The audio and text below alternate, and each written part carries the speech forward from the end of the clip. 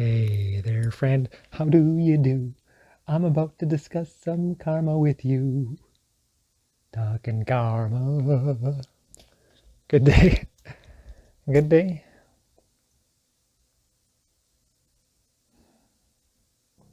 Today's offering, I'll be discussing karma.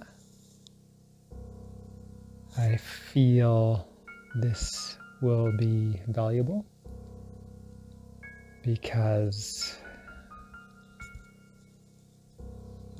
most people seem to misunderstand what karma is. Maybe they have been taught to fear the idea of it due to their preferred egoistic religious investments.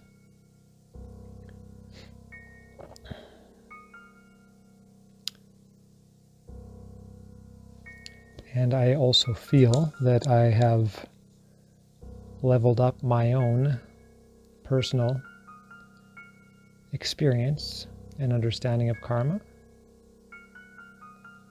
more recently, which will maybe allow my own offerings to you to have more value than it would have previously. So, is karma real? A spiritual teacher that I learned from in the past would say, you are your karma. A very simple way to test if karma is real is, if you have a thought, does that thought influence your mood, your emotions, your physiology? Here's a question. Does stress heal or does stress hurt? That seems like a pretty consistent law, does it not? Stress is the primary cause and indicator in most of, if not all, illnesses.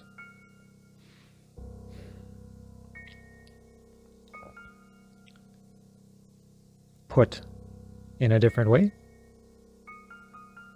the karma of stress is illness.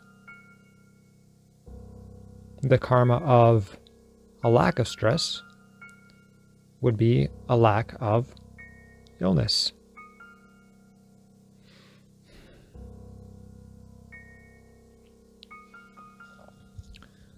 Your mind is your karma creator. If you take two different people and all day long one thinks negative thoughts and the other one all day long thinks positive thoughts, do you think at the end of the day you could walk in and just by looking at them tell which one was which?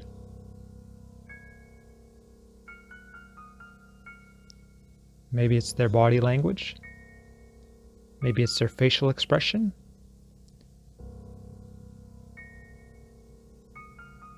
That right there is karma. We're doing this karma thing to ourselves. And most of us are not aware of it. And if you're not aware of it, they would call that in spirituality mindless, but it's also in a manner reckless. Because we don't want to choose to feel bad. Most people who are struggling and dealing with situations, they're not doing that purposefully.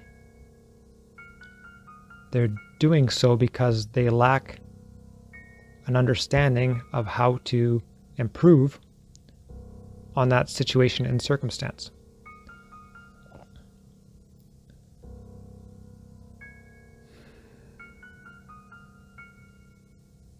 Well, right here is how you can improve on that circumstance. Begin to influence your karma creating mind in a manner that you would prefer to be experiencing, rather than unmindfully just tolerating the default programs that have been installed, the default seeds that have been planted to bear fruit. A gardener will weed his garden, but will he weed his mind?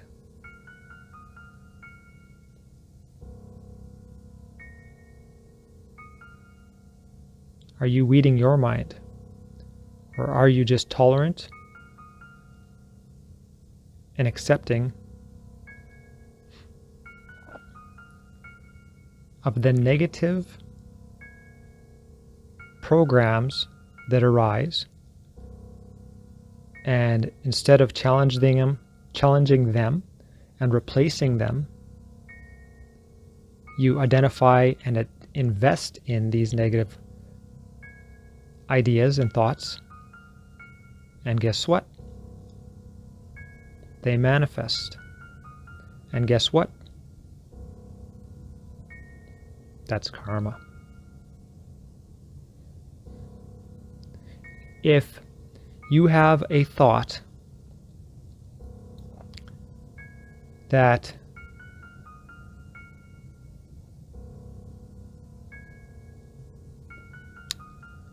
is negative, and you surrender that thought, meaning you do not invest in it, you do not identify with it, which is what is developed in the practice of meditation. So this negative thought arises, and instead of saying that is my thought and that is all about me and I have to identify with that thought and I have to invest in that thought, instead of that you surrender it. You just surrendered the negative karma that would have manifested had you identified with, invested in that negative thought, and taken action from the suggestion of that negative thought. Have you ever seen somebody crying and somebody's talking to them?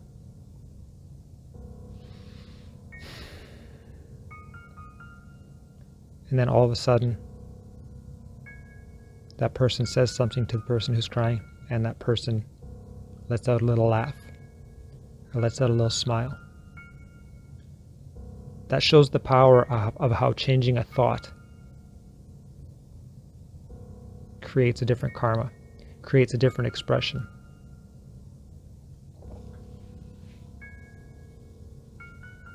Don't be afraid of the word karma because your preferred religion, if your preferred religion does not use it, you can still find examples of karma in your preferred religion, whether it uses that word or not.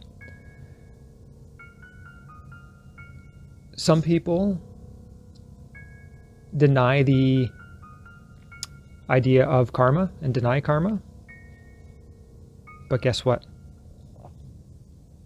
Denying the idea of karma, I'm doing a lot of guess whatting today. I'm aware of that.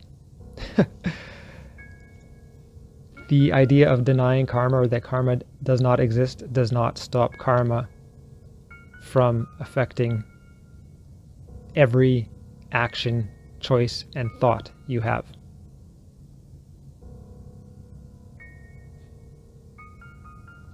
There's also other ideas that some people relate to karma, such as reincarnation. And if you've listened to my offering on beliefs, you see how I point you towards the practice of, if you cannot experience a belief in this moment, practice surrendering investment in that belief. So, if you cannot experience reincarnation in this moment, which is honestly every moment we are born anew in a new mind, but we'll go with the idea that reincarnation means coming back into another physicality, another physical body, another physical expression. If you can't prove that in this moment, let it go. But what you can prove in this moment is that if you have a loving thought, you feel love. If you have an unloving thought, you feel unloving. Karma is as clear as day to those who are prepared to be completely honest about their experience. Look at your current situation. If you're working, I'll change that. I was going to go in a different direction. Look at your current situation. See what you've got in your situation. And see how your mind validates your experience. Meaning, if you're broke, look how your belief systems validate your experience. If you're strong, look at how your beliefs validate that strength. If you're weak, look at how your beliefs validate that weakness.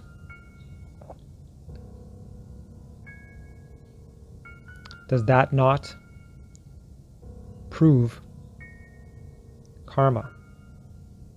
Let's reverse this. Instead of looking for the mind to validate what we are experiencing currently, understand that what you're experiencing currently is the actual karmic symptom of that thought that we just used in the previous example to validate our current experience.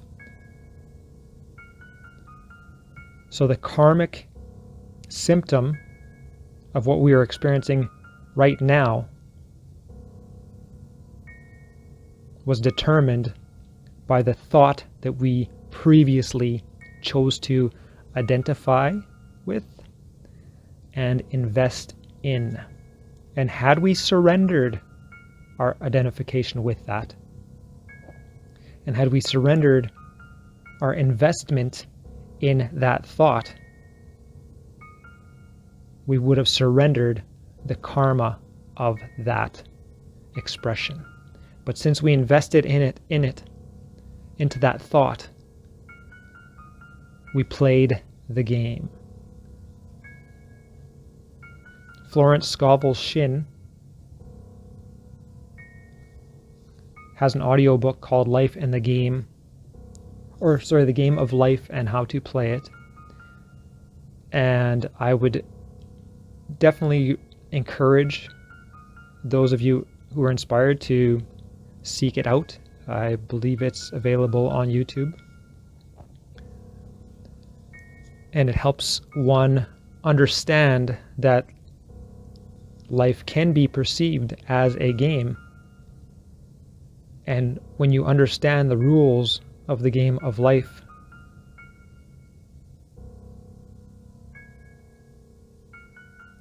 it allows you to more actively use it in the manner that you are preferring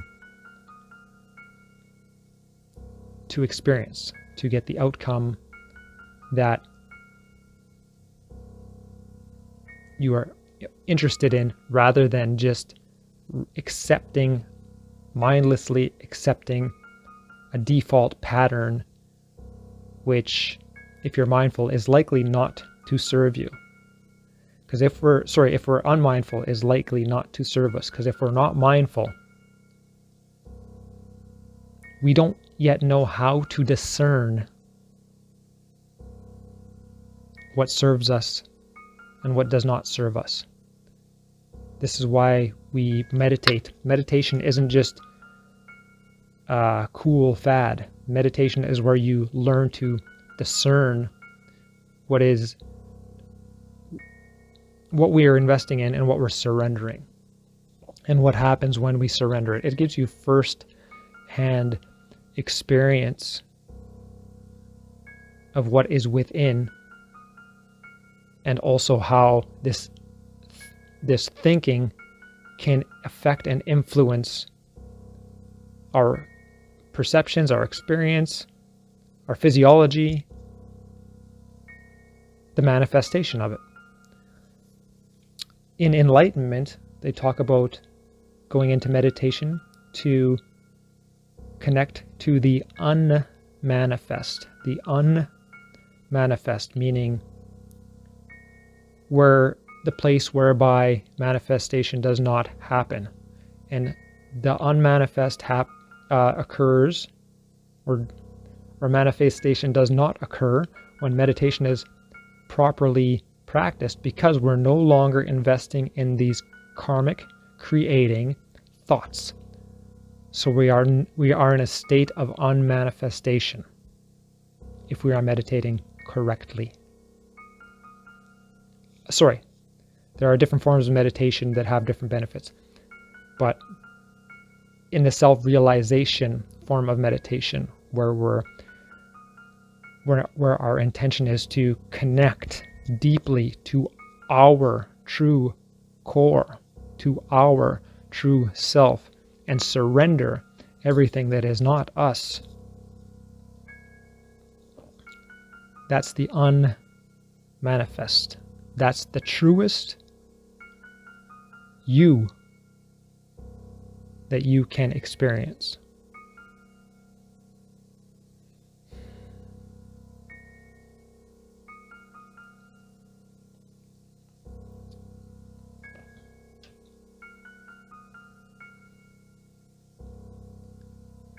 So karma, what would I say? I'm not sure that, I know Christianity has ideas of karma and examples of karma, such as you do good things, you go to the good place, you go do bad things, you go to the what place. You know, it's very clear. But since they don't have an actual terminology for it, I can see how that sets people up to deny it and be afraid of it, especially when that religion specifically encourages intolerance in many sects. All right. But you are your karma. Watch your own experience. Do not believe what I say. When you have a bad thought, does that make you feel good? Or does that make you feel bad? When you have a good thought, does that make you feel bad? Or does that make you feel good? It is very clear. All right, my friends. This is an important one, as I feel many of what I will discuss topics will be, but this will benefit you if you can practice and develop this. Any questions and comments, you can email me if they're significant. I don't always check the comments, but I love you. Hey, you are amazing. You are powerful.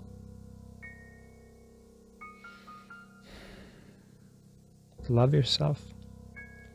Love yourself. Forgive everything. Forgive yourself for everything.